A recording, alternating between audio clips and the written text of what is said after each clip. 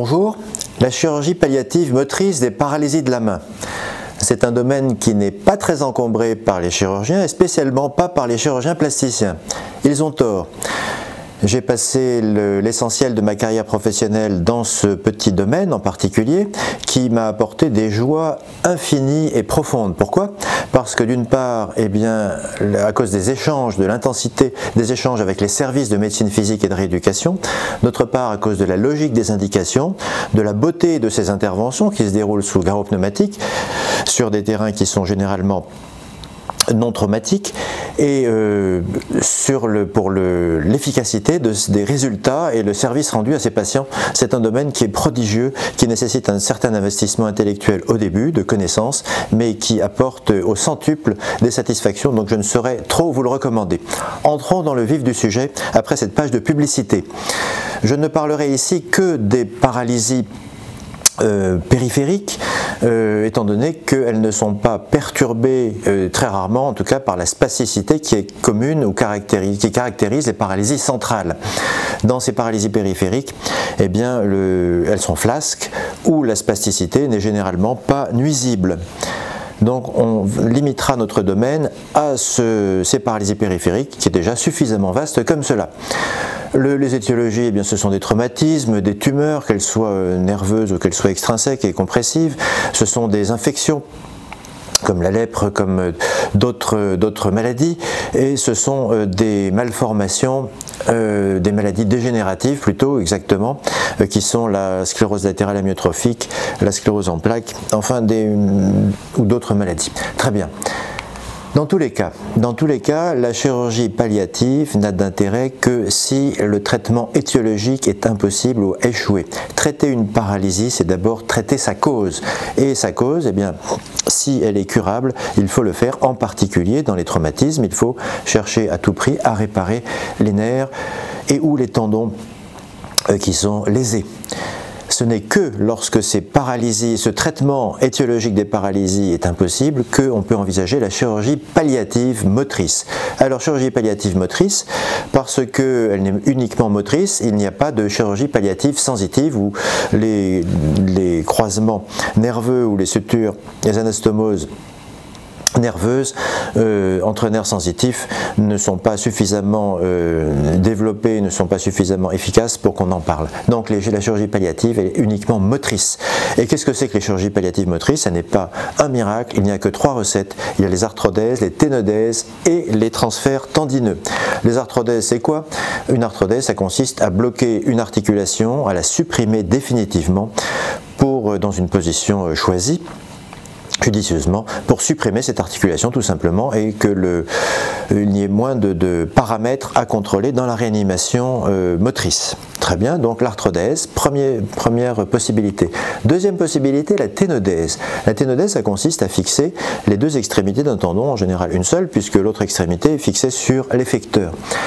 On distingue 2 sortes de ténodèse, les ténodèses simples et les ténodèses dynamiques. La ténodèse simple, comme son nom l'indique, elle ne croise qu'une seule articulation. Elle est vraiment très simple, puisque en croisant une seule articulation, mon tendon étant inséré sur un os, je croise l'articulation voisine, je fixe le tendon sur l'os voisin.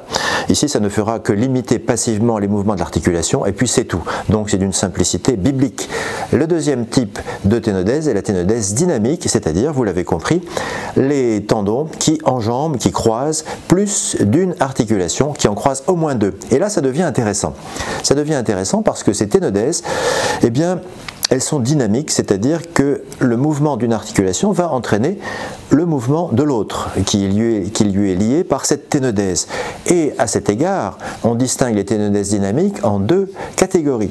Les ténodèses dynamiques simples, dans lesquelles le tendon est situé du même côté de l'axe qui unit les 2 articulations considérées, comme sur le schéma A. Dans ce cas-là, comme vous le voyez très bien sur le schéma B et C, la flexion d'une articulation entraîne l'extension de l'autre, c'est-à-dire que les deux articulations sont liées avec des mouvements opposés, flexion, extension, extension, flexion. Très bien. Alors que dans la ténodèse dynamique croisée, où le tendon croise la ligne qui unit les deux axes articulaires considérés, eh bien, comme vous l'indique le schéma B et C, la flexion d'une articulation entraîne la flexion de l'autre, l'extension d'une articulation entraîne l'extension de l'autre. C'est particulièrement remarquable et intéressant, et on en verra des applications physiologiques et chirurgicaux. Donc les ténodèses sont le deuxième procédé de chirurgie palliative motrice à côté des arthrodèses. Le troisième procédé, le plus intéressant, est les transferts tendineux. On déshabille pour habiller Jacques, on prend le tendon d'un muscle qui n'est pas paralysé, qui fonctionne, pour le fixer sur le tendon d'un muscle qui est paralysé, qui ne fonctionne pas, et ce transfert réanime la fonction du muscle paralysé, du tendon paralysé. Bien sûr, on va fixer ces deux tendons solidement. Solidement, ça consiste à compter essentiellement sur la fibrose cicatricielle en entrelaçant les deux tendons l'un dans l'autre. Nous ne parlons pas de technique ici, nous allons parler des principes, donc surtout des indications. Alors, pour relever d'une chirurgie palliative motrice devant une paralysie, il faut plusieurs conditions. La première condition, c'est que la chirurgie étiologique soit impossible ou ait échoué. Donc la réparation nerveuse et ou tendineuse, dans les cas traumatiques, il faut qu'elle soit impossible. Deuxième condition, il faut que la situation clinique soit stable. Et là ici, je ne parle pas spécialement des traumatismes, je parle des étiologies dégénératives. Dans une sclérose latérale amyotrophique, dans une sclérose en plaques, enfin dans d'autres maladies, il faut que l'évolution soit suffisamment stable pour pouvoir autoriser une indication opératoire quelconque. Il est hors de question de poser des indications tout seul dans son coin, il faut s'entourer de tous les avis des médecins concernés par le traitement de cette maladie et surtout de ce ou cette patiente. Troisième condition indispensable, il faut qu'un centre de médecine physique et de rééducation soit disponible pour la rééducation post-opératoire et pour toute la prise en charge. Il n'est pas question, il serait tout à fait inutile, dangereux et voire criminel d'opérer un transfert tendineux, de faire une chirurgie palliative motrice sans assurer derrière la rééducation convenable et qui est l'essentiel de ça, comme on va en toucher deux mots. Il est donc absolument fondamental d'avoir un centre expérimenté c'est le mot, de médecine physique et de rééducation pour que ces transferts fonctionnent. Il ne faut pas, quatrième critère, qu'il n'y ait de raideur articulaire. Évidemment, si l'articulation est raide avant l'opération, ça ne va pas s'arranger après, au contraire, ça risque même plutôt de s'aggraver. Il faut donc que les raideurs soient réduites au minimum. Il faut que la main ne soit pas douloureuse, parce qu'une main, même réanimée, si elle est douloureuse, elle ne sera pas utilisée. Enfin, il faut utiliser des muscles moteurs qui sont au moins de grade 4 dans la classification internationale, la British Medical Council. Pourquoi?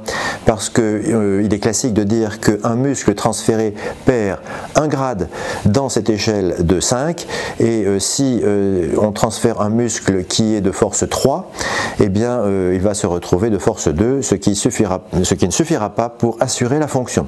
Donc il faut que les muscles moteurs soient au moins de force 4, évidemment l'idéal est de force 5. Donc voici ces 5 conditions qui sont strictement indispensables pour envisager une chirurgie palliative motrice. C'est fondamental et j'y insiste, je ne saurais trop y insister. Après ce transfert, après la phase chirurgicale, eh bien, il y a une phase post-opératoire. Et cette phase post-opératoire qui se déroule dans les services de médecine physique et de rééducation, elle est divisée en 2 étapes. La première étape est l'immobilisation.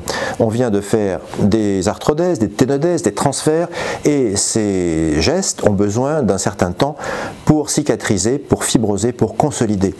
Et comme dans n'importe quel traumatisme, qu'il soit chirurgical ou pas, il faut une immobilisation en détente.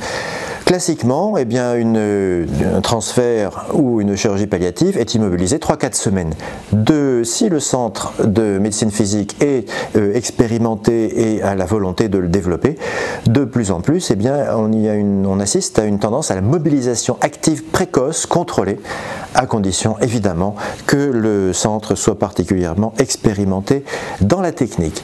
Après cette phase d'immobilisation qui va, dans tous les cas, qu'elle soit 3 à 4 semaines ou qu'elle soit écourtée au profit d'une mobilisation précoce, cette phase va être suivie par une phase de rééducation, de mobilisation, qui elle-même est enfin divisée en 2 parties. Une phase de kinésithérapie qui s'appelle en anglais physiothérapie et qui consiste à récupérer les amplitudes articulaires, parce que vous savez que quand on a été immobilisé pendant quelques semaines, eh bien les articulations s'enraidissent, donc il faut retrouver les amplitudes articulaires et deuxièmement il faut rééduquer le muscle transféré dans sa nouvelle fonction, il faut exercer ce muscle tout simplement, donc c'est de la gymnastique et un assouplissement articulaire. Deuxième phase, une fois obtenu cet assouplissement articulaire et que les muscles transférés ont retrouvé leur force, eh bien il faut passer à l'ergothérapie qui en anglais s'appelle Occupational Therapy et qui consiste à intégrer les fonctions restaurées dans les gestes de la vie quotidienne. Donc c'est particulièrement fondamental parce qu'il ne sert à rien de faire des mouvements lorsqu'ils ne sont pas intégrés au niveau sous-cortical pour les faire automatiquement par le patient. Donc c'est d'une complexité relative qui insiste sur l'importance fondamentale d'un service de médecine physique et de rééducation dans la prise en charge post-opératoire de ces patients. Passons donc aux principes eux-mêmes.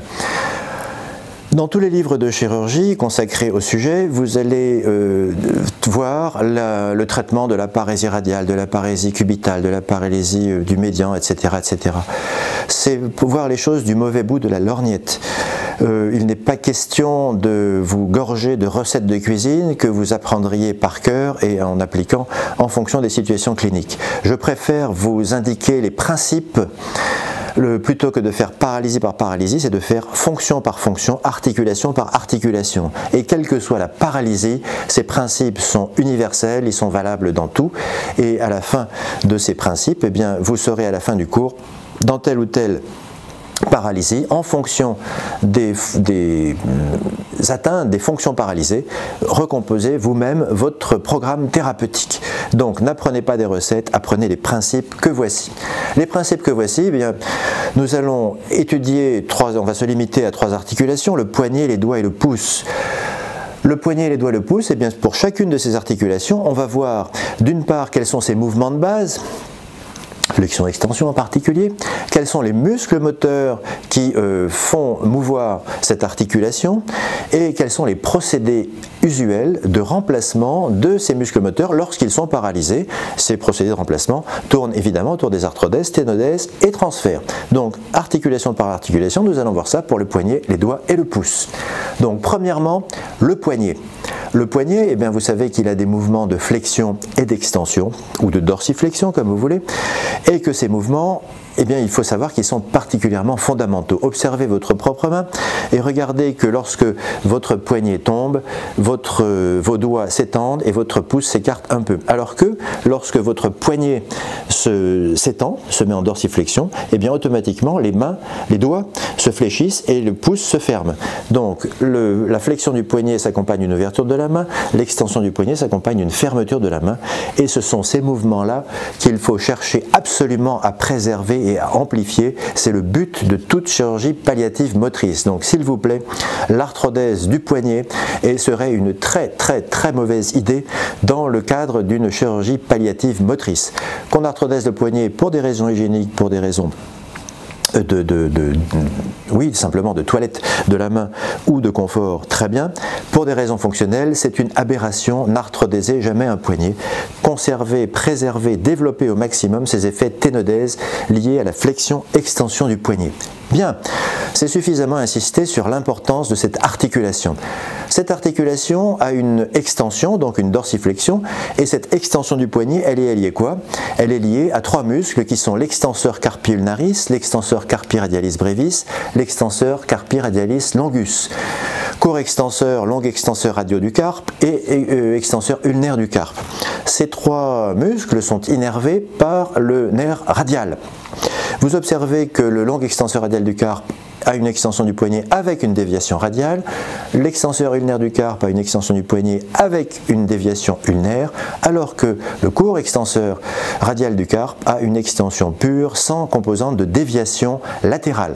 C'est donc lui le muscle que nous devons chercher à restaurer, à réanimer lorsqu'il est paralysé, de préférence aux autres pour avoir une composante de dorsiflexion, d'extension pure du poignet lorsqu'il est paralysé. Donc l'effecteur est le meilleur effecteur possible et ce court extenseur radial du carpe. Et le moteur utilisable en fonction des paralysies et des disponibilités, eh bien, les grandes classiques, c'est le rond pronateur, pronator teres, et le brachioradialis. Très bien. Et on peut utiliser d'autres muscles moteurs. Ça dépend des circonstances, en particulier dans les paralysies plexiques, on peut utiliser d'autres muscles moteurs. Voici pour le poignet. Lorsque la flexion du poignet est paralysée, cette flexion, à quoi est-elle liée? Elle est liée à trois muscles, là encore, liés au flexor carpi radialis, le fléchisseur radial du carpe, au palmaris longus, le long palmaire, et au flexor carpi ulnaris, fléchisseur ulnaire du carpe. Les deux premiers sont innervés par le nerf médian, le troisième est innervé par le nerf ulnaire. Lorsqu'ils sont paralysés, ces muscles, ou plutôt cette fonction de flexion active du poignet, eh bien, la gravité suffit à ce que le poids de la main entraîne la flexion du poignet, tout simplement, à condition que le patient puisse tenir au moins en position assise, dans un fauteuil roulant par exemple, et que la pronation du poignet soit possible. À ce moment-là, la pronation du poignet entraîne par le poids de la main, si le poignet est souple, là encore, eh bien il va entraîner une flexion du poignet automatique.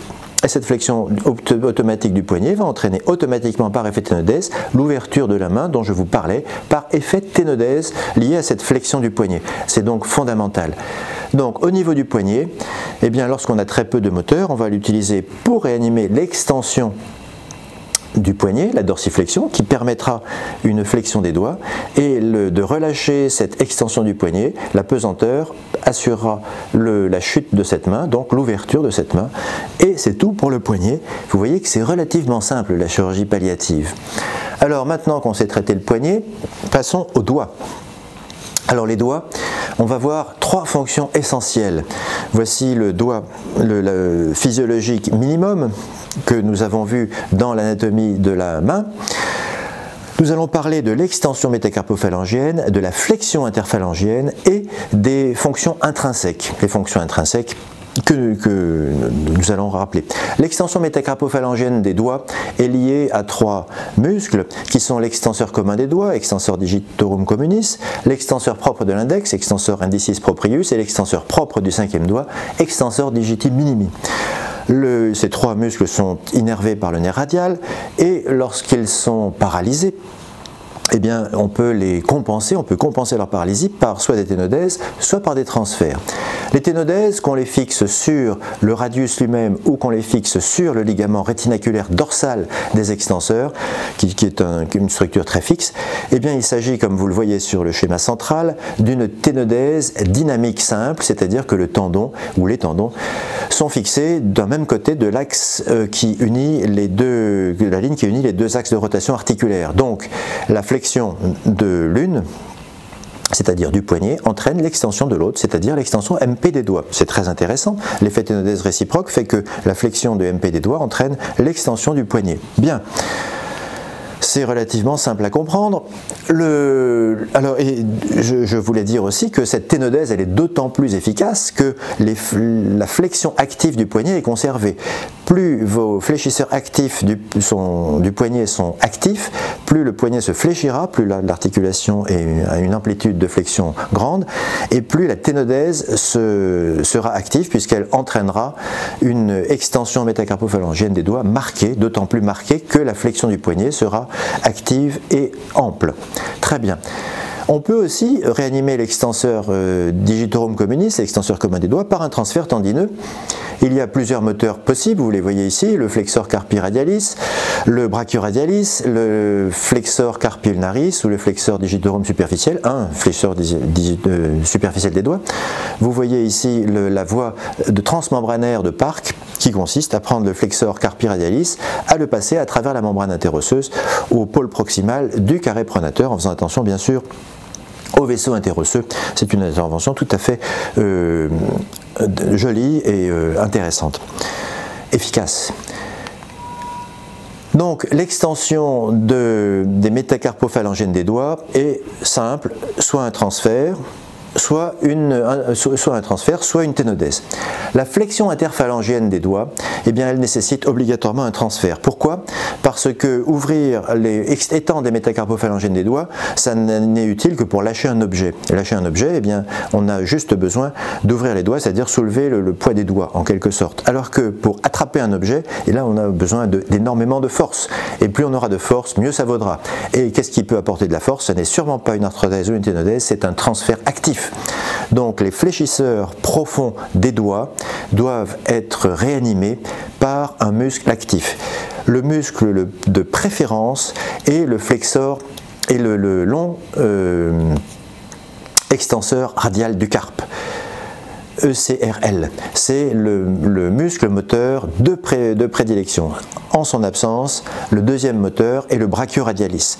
En tout cas, ce sont ces deux muscles moteurs qui vont permettre de réanimer une flexion active des doigts. Cette flexion active des doigts, eh bien, elle sera synergique de la dorsiflexion du poignet. J'attire votre attention sur le fait que quel que soit le moteur que vous utiliserez, il n'a malheureusement pas la course des tendons fléchisseurs profonds des doigts. Il faudra donc choisir entre soit un contact pulpe-paume réanimé, mais un doigt qui ne peut pas s'étendre complètement parce que la course du moteur ne lui permet pas cette extension, soit des doigts qui s'étendent complètement, mais qui ne se fermeront pas complètement, il n'y aura pas de contact pulpe-paume. C'est l'inconvénient majeur de la méthode, mais c'est la seule. Donc cet inconvénient doit être discuté avec le patient et avec son équipe de rééducateurs. Après l'extension métacarpophalangène des doigts, après la flexion interphalangène des doigts, les fonctions intrinsèques des doigts. Vous vous souvenez que les muscles intrinsèques des doigts sont les interosseux, les lombricaux et les muscles hypoténariens. Et à quoi ils servent-ils? Ils servent à une flexion en volet des doigts, c'est-à-dire une flexion métacarpophalangienne et une extension interphalangienne.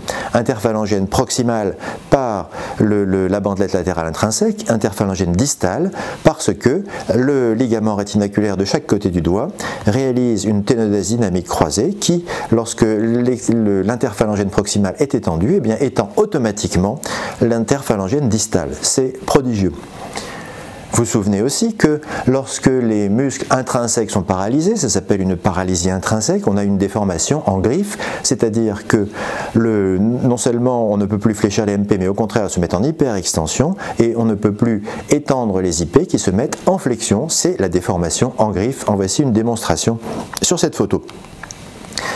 Monsieur Bouvier avait montré en 1851 que lorsqu'on empêchait l'hyperextension, on empêchait passivement l'hyperextension métacarpophalangène des doigts, eh bien, en tirant sur le tendon extenseur d'un cadavre, eh bien, ça suffisait à entraîner une extension interphalangienne. Alors que si on n'empêchait pas cette hyperextension, eh bien, plus on tire sur le tendon extenseur commun du doigt, plus la MP, la métacarpophalangène s'étend, mais plus l'interphalangienne se fléchit. Il suffit donc, dans une manœuvre de Bouvier, d'empêcher l'hyperextension métacarpophalangienne pour que l'action sur un cadavre ou active d'un tendon extenseur commun suffise à étendre les interphalangiennes. Cette observation est absolument fondamentale, elle est à la base de la manœuvre de Bouvier. Le patient ou le médecin empêche cette hyperextension, on demande au patient d'étendre ses doigts. S'il y arrive, eh bien la manœuvre de Bouvier est dite positive s'il arrive à étendre ses interphalangiennes en empêchant l'hyperextension des métacarpophalangiennes. Donc si la manœuvre de Bouvier est positive et dans ce cas-là seulement, voici quelles sont les méthodes palliatives de rétablissement des fonctions intrinsèques. On a les procédés palliatifs passifs et les procédés actifs. Dans les procédés passifs, nous avons les ténodèses, les capsuloplasties et les capsulectomies-capsuloplasties. Les ténodèses, eh bien, il y en a un grand nombre de variétés qui sont tout à fait ingénieuses, plus ingénieuses les unes que les autres, c'est remarquable. Cependant, leur grand nombre vous permet d'imaginer facilement que s'il y en a beaucoup, aucune ne marche réellement. À oublier. Les capsuloplasties de métacarpophalangiennes, c'est un procédé qui a été inventé par Eduardo Zancoli, qui est le génie de toute cette chirurgie, qui a inventé la majorité des choses efficaces qui marchent.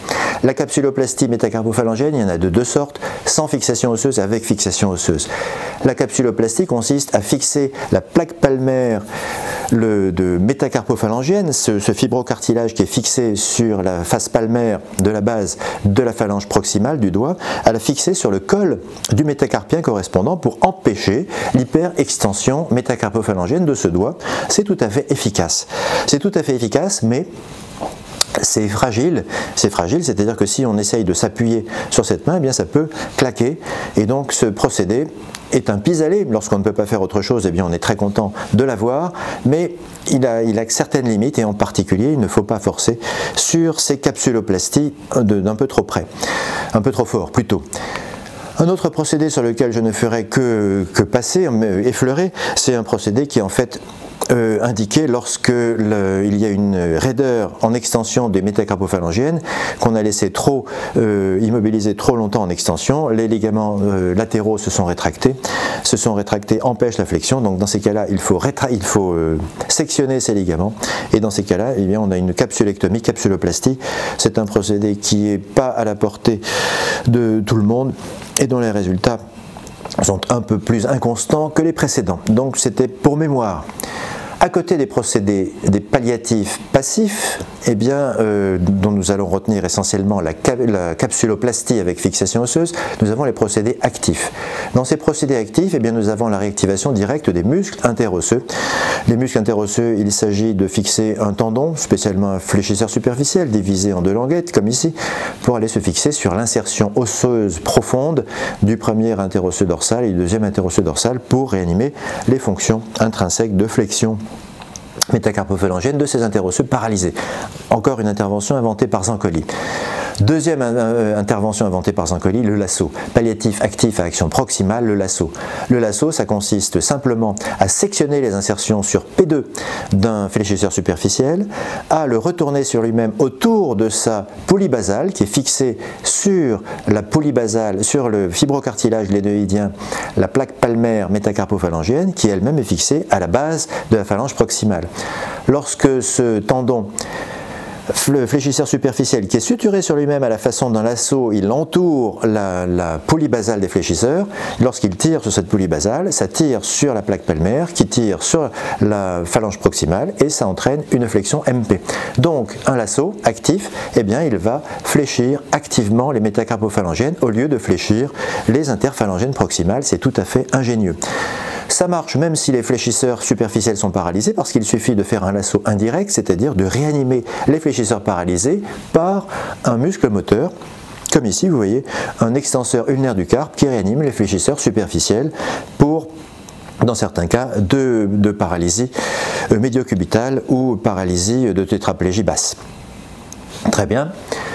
Enfin, nous avons les palliatifs actifs à action distale. Action distale, c'est-à-dire qu'ils ont pour ambition de restaurer non seulement une flexion active métacarpophalangienne, mais aussi une extension active interphalangienne proximale. Pour cela, tous ces transferts se fixent sur la bandelette latérale intrinsèque d'un côté du doigt, et leur famille se distingue selon que le moteur passe en arrière du poignet ou en avant du poignet. Dans le premier cas, il est activé par l'effet ténodèse qui fléchit le poignet, dans le deuxième cas, par celui qui étend le poignet. Je n'insisterai pas trop sur ces palliatifs actifs à action distale qui ont pour inconvénient d'être difficiles à régler, pour risque d'entraîner une déformation du doigt en col de cygne, et comme pour indication principale, des griffes qui ne sont pas simples, qui sont compliquées. Donc je sors du cadre de mon sujet. C'est pour ça que je n'y insiste pas. Je retiens pour les fonctions intrinsèques dans les procédés passifs la capsuloplastie et dans les procédés actifs le lasso. Avec ces deux choses en tête, vous serez très efficace. Après le poignet et les doigts, passons au pouce. Le pouce a trois articulations, une trapézométacarpienne, une métacarpophalangienne et une interphalangienne. L'articulation la plus intéressante est la trapézométacarpienne. Cette articulation absolument extraordinaire a des mouvements de circumduction qui peuvent être décomposés selon deux axes, un axe vertical d'antépulsion-rétropulsion et un axe horizontal d'abduction-adduction. Sur cet axe-là, le pouce a des mouvements de circumduction qu'on appelle opposition lorsque le pouce se met en dedans pour aller toucher la base du cinquième doigt, et de reposition lorsque le pouce se met en dehors pour faire de l'autostop, pour écarter le pouce au maximum. Ce qu'il y a d'intéressant, c'est que les trois nerfs principaux de la main se partagent ces mouvements. Le nerf radial a pour attribution l'abduction et la rétropulsion. Le nerf médian a pour fonction l'antépulsion du pouce par la trapézo-métacarpienne, et le nerf ulnaire a pour fonction l'adduction, rétropulsion, stabilisation métacarpophalangienne. Donc, dans les bouquins de chirurgie, vous allez trouver les paralysies de l'opposition du pouce. C'est une terminologie ancienne qu'il faut absolument abandonner. Nous avons maintenant une analyse sémiologique et surtout des procédés de chirurgie que je vais vous indiquer brièvement, qui permettent de distinguer les paralysies du pouce en paralysie de l'abduction, de l'antépulsion, de l'adduction et en paralysie intrinsèque totale. Voyons ces paralysies. Donc les paralysies extrinsèques du pouce qui concernent la rétropulsion qui a pour moteur le long extenseur du pouce, extenseur pollicis longus, et les paralysies de l'abduction qui ont pour moteur le court extenseur et le long abducteur du pouce, extenseur pollicis brevis, abducteur pollicis longus. Ces trois muscles sont innervés par le nerf radial, vous le savez, et leur paralysie peut être compensée soit par des ténodèses, soit par des transferts tendineux. Permettez-moi de ne pas y insister, on pourrait développer ça longuement. Ici, je pense il suffit de savoir que les ténodèses ou les transferts peuvent compenser leur paralysie, ça suffira. Je préfère insister sur les paralysies intrinsèques du pouce que les paralysies extrinsèques.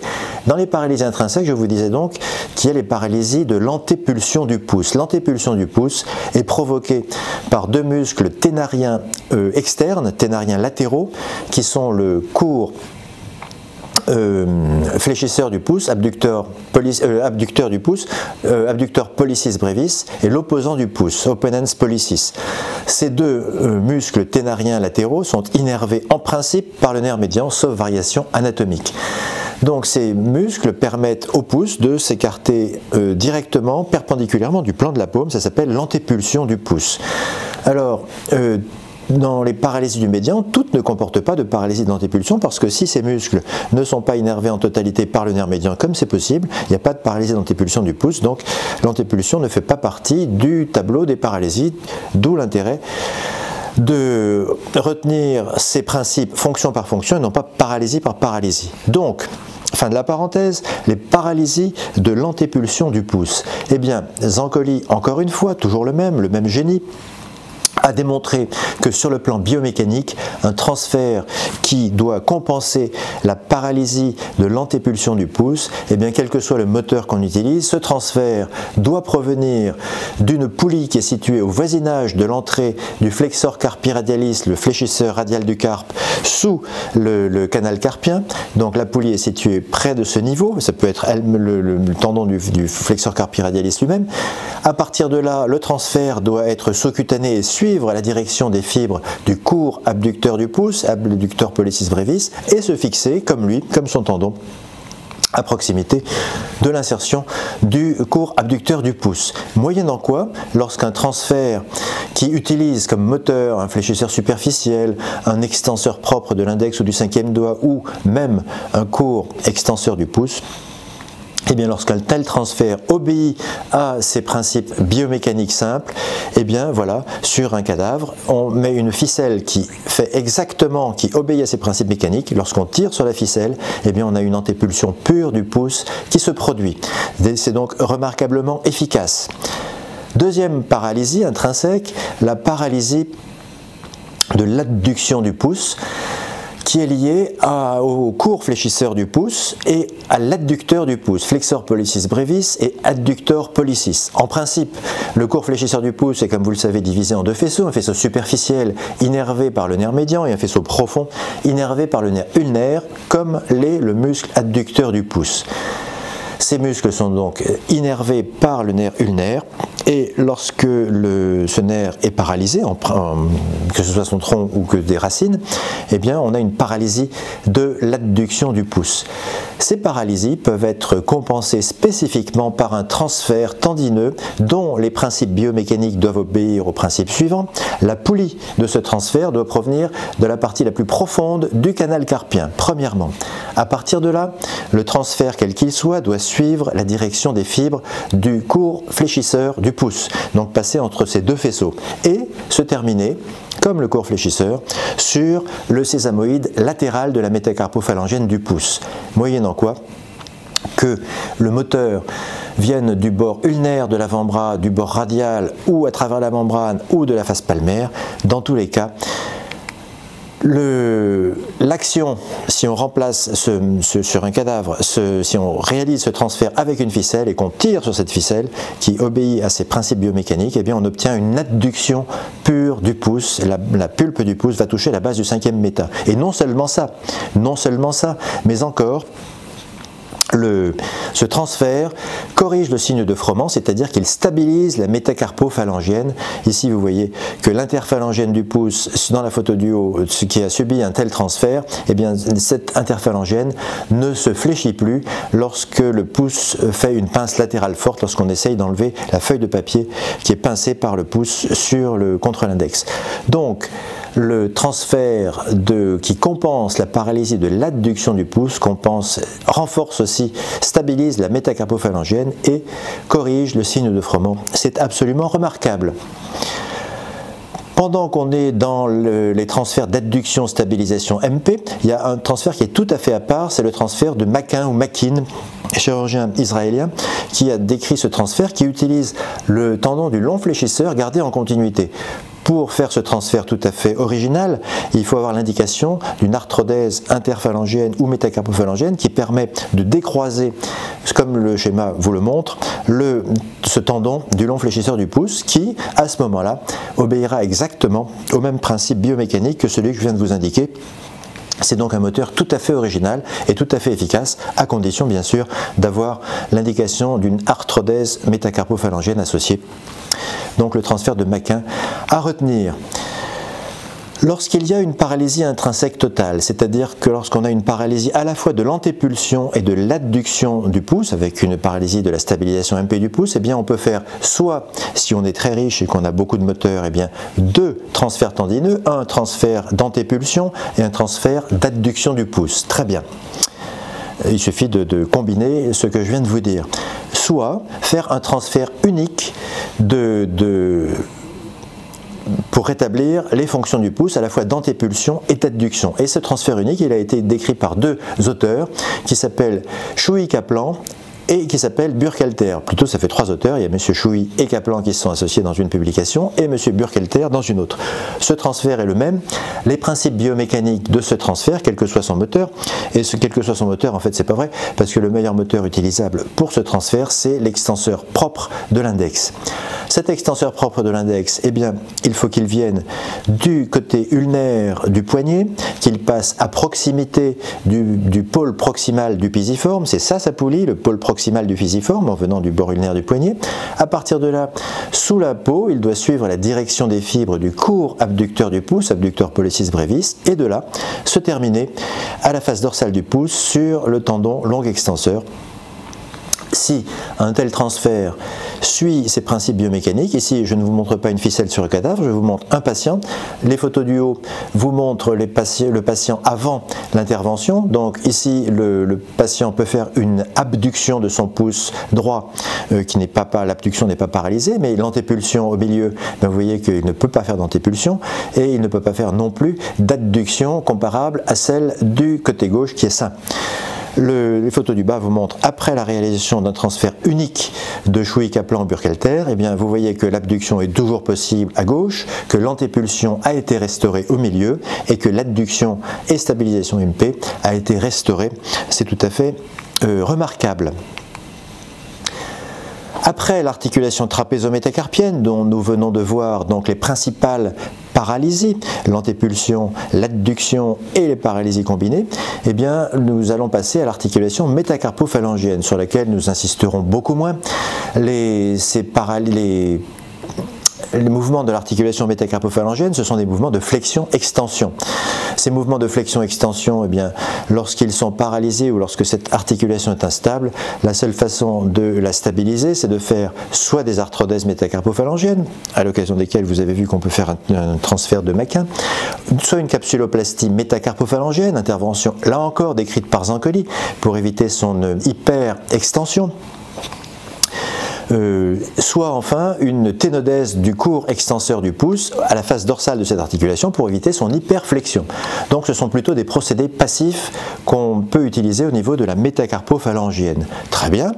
Au niveau de l'articulation interphalangienne du pouce, enfin, eh bien, lorsque cette articulation, vous le savez, est le siège de mouvements de flexion par le long fléchisseur du pouce et d'extension par le long extenseur du pouce, dont la fonction principale, je vous le rappelle, non pas l'extension de l'interphalangienne du pouce, mais la rétropulsion du pouce.